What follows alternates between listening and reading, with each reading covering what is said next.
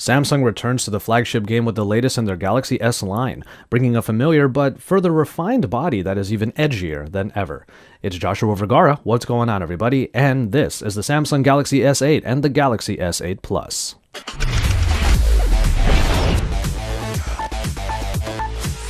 There are two versions of the newest Samsung device, and the names no longer use the word Edge, making it clearer than ever that the curved display is the Galaxy calling card moving forward.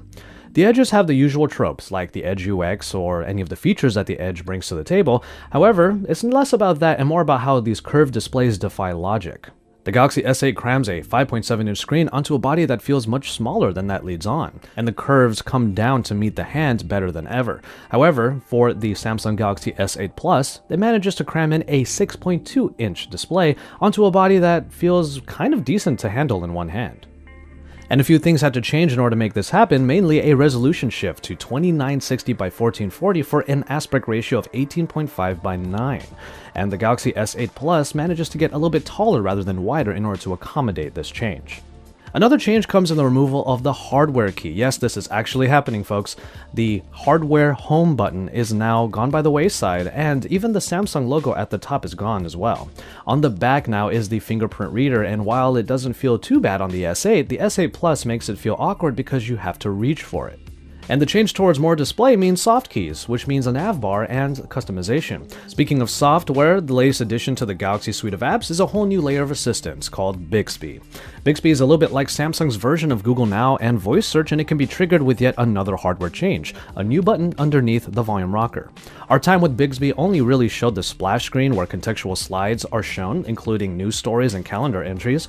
However, further actions are available, especially with voice input, which we saw in a demo. Functions here included changing the brightness or taking a selfie, and a new layer to the camera is available now as well, as Bixby can use the camera to scan not only words, so you can translate among dozens of different languages, but you can also find product information for pretty much any item. We plan to spend a lot of time with Bixby to see what it offers and to see if it's truly a new layer of assistance or just a redundancy because you still get Google Assistant built in. And all of this is housed in a water-resistant body that we were almost aggressively invited to dunk. And that body protects a bevy of hardware bits that users have come to expect, a 10nm octa-core processor that Samsung is not really telling us clearly if it's the Snapdragon or the latest Exynos, which is probably going to mean it's a mix of the two, 4GB of RAM, expandable storage, a headphone jack, thank goodness, every sensor and connection type possible, and a 3000 mAh battery for the S8 and 3500 mAh for the S8 Plus. The camera is also quite familiar with 12 megapixels on the rear and 8 megapixels on the front, f1.7 aperture for both.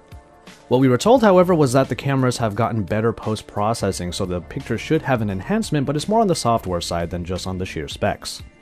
So Samsung strives to make changes in just the right places, even if it does mean a shift in familiarity. Gone are the Samsung logos, the tactile home button, and flat panels. In are Bixby and its new button, a shifted fingerprint reader, and screens that simply don't quit.